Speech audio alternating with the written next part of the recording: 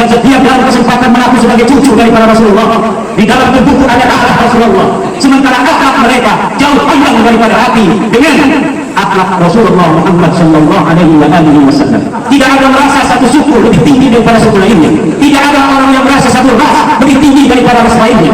Tapi semenjak kedatangan orang-orang yang selalu mengeksploitasi nasab, yang selalu mengadakan kapitalisasi nasab mereka kepada umat, ini mulai terjadi pengkotak-kotakan di dalam kemanusiaan kita.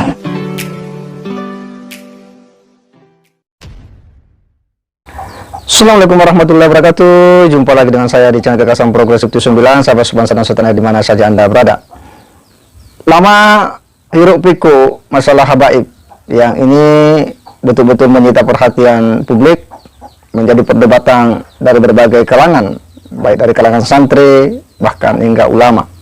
Mereka masing-masing membuka kitab referensi. Ini berawal dari ketika Kiai Imaduddin Utsman menyampaikan riset ilmiahnya.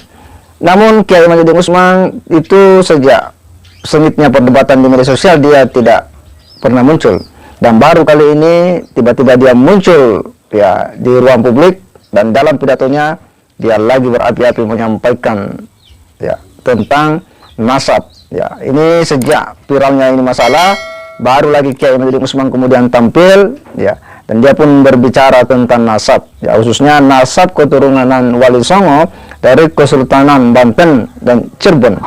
Dia pun mengulas ya bagaimana sejarah nasab itu, dan di mana sejumlah ya pandangan-pandangan dari sekian manuskrip yang dimiliki. Dan ini adalah hal yang kemudian semakin menarik ya, memperkaya diskursus masalah perhabiban di Indonesia. Kita simak dulu sama-sama. Muhammad sallallahu alaihi wasallam. Kita di Kesultanan Banten juga di Kesultanan Cirebon memiliki 3 manuskrip. Antara satu manuskrip yang satu dengan manuskrip yang lainnya berbeda silsilahnya. Satu manuskrip menyebutkan bahwa Sunan Gunung Jati Syarif Hidayatullah adalah cucu Rasulullah melalui jalur Musa Al-Kazim. Manuskrip yang kedua menyebutkan bahwa Sunan Gunung Jati Syarif Hidayatullah adalah cucu Rasulullah melalui jalur Al-Hasani Al-Jailani. Manuskrip yang ketiga bahwa Sunan Gunung Jati Syarif Hidayatullah adalah cucu Rasulullah dari jalur Abdullah bin Ahmad Al-Muhajir, sama dengan para habaib di Indonesia ini. Dan untuk jalur yang terakhir ini, setelah saya teliti dengan seksama dalam waktu yang sepenuh-penuhnya, maka diketemukan adanya keterputusan riwayat selama 550 tahun, di mana Abdullah atau Ubaidillah sebagai anak Ahmad Al-Muhajir tidak dicatat oleh para ahli nasab yang sezaman dengan Ahmad bin Isa bahwa beliau punya anak yang namanya Ubaidillah.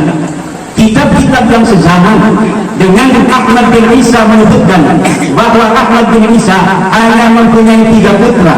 Yang pertama adalah Muhammad, yang kedua adalah Ali, dan yang ketiga adalah Husain. Tidak ada anak yang bernama Ubaidillah seperti silsilah yang kita saksikan dari para habaib yang mengaku sebagai keturunan daripada Rasulullah Muhammad sallallahu alaihi wasallam. Baru pada tahun 895 Habib Ali As-Sakran menulis dalam kitabnya Al-Ghurfatul Musyiqah bahwa leluhur mereka yang bernama Ubaidillah adalah keturunan daripada Rasulullah Muhammad sallallahu alaihi wasallam. Jadi sejak wafatnya Ahmad bin Isa 345 Hijriah sampai tahun 895 Hijriah tidak ada satu manuskrip pun yang menyebutkan bahwa Ubaidillah adalah keturunan daripada Rasulullah Muhammad sallallahu alaihi wasallam. Maka secara ilmiah nasab-nasab mereka ini adalah nasab yang munqati', nasab yang terputus. Bisa dikatakan nasabun mawdu'un, bisa disebut nasabun dha'ifun jiddan, bisa juga disebut nasabun batilun ghairu sahih.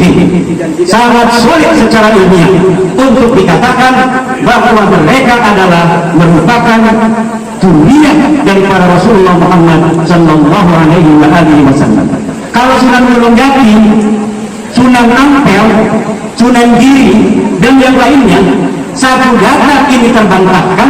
Masih ada dua manuskrip tua yang menyatakan bahwa mereka adalah merupakan zuriyat dari para Rasulullah Muhammad sallallahu alaihi wasallam. Kenapa sampai saya alumni Al-Qahiriyah, murid daripada ayahanda Tubagus Asrul Qahir, yang ayahanda Tubagus Asrul Qahir sendiri mempunyai sanad silsilah kepada Abdullah, kepada Ubaidillah bin Ahmad. Ini saya menelitinya. Bukankah ini akan berbahaya bagi nasab abah? Tidak, saudara. Karena nasab abah kepada Sunan Gunung Jati adalah sahih, muttafaq alaih, sementara nasab Sunan Gunung Jati kepada Rasulullah adalah mukhtalafun fihi baina salasi riwayatin, yaitu riwayat manuskrip Cirebon yang menyatakan bahwa Sunan Gunung Jati adalah merupakan turunan Musa Al-Karim. Manuskrip yang kedua yang menyatakan bahwa Sunan Gunung Jati Syarif Hidayatullah adalah merupakan turunan daripada Al-Hasani Al-Jailani. Jadi kalau umpamanya satu silsilah ini telah diteliti bahwa ini gagal secara ilmiah, maka masih ada 30 tambah 30%, 60% lebih bisa dinyatakan bahwa para wali songo ini adalah sebagai keturunan daripada Rasulullah Muhammad sallallahu alaihi wasallam. Kenapa saya sampai beruntung-untung meneliti? Karena saya melihat antara pengakuan dari fenomena pengakuan orang yang setiap dalam kesempatan mengaku sebagai cucu dari para Rasulullah. Di dalam tubuhku ada akhlak Rasulullah, sementara akhlak mereka jauh pandang daripada hati dengan akhlak Rasulullah Muhammad sallallahu alaihi wasallam. Para sunan dari Wali Songo menyebarkan agama Islam datang, mereka melebur bersama pribumi, berasimilasi, mengadakan akulturasi dengan masyarakat setempat, sehingga tidak ada beda antara dia pendatang dari keluarga Wali Songo dengan masyarakat pribumi sendiri, sehingga Islam menyebar di tanah Indonesia ini sejak tahun 1400 sampai 1800, aminatan mutmainnah, aman dan tentram. Tidak ada merasa satu suku lebih tinggi daripada suku lainnya, tidak ada orang yang merasa satu ras lebih tinggi daripada ras lainnya. Tapi semenjak kedatangan orang-orang yang selalu mengeksploitasi nasab, yang selalu mengadakan kapitalisasi nasab mereka kepada umat, ini mulai terjadi pengkotak-kotakan di dalam kemanusiaan kita, sehingga ada manusia-manusia mulia yang hanya dengan darahnya, dan ada manusia-manusia yang dina-dina hanya dengan darahnya. Sementara agama kita, agama Islam, menjadikan kemuliaan itu bukan kepada darah. Kemuliaan itu adalah kemuliaan takwa, tinggi derajat adalah ilmu. Siapa orang yang mau tinggi pangkatnya, maka dia harus berilmu. Siapa orang yang pengen jadi orang yang lebih mulia dari yang lainnya, maka dia harus. Ini hal yang luar biasa dari Kiai Imanuddin Usman, bagaimana referensi yang dia sampaikan terkait dengan sejarah nasab ya suriat Nabi, khususnya dalam garis Wali Songo.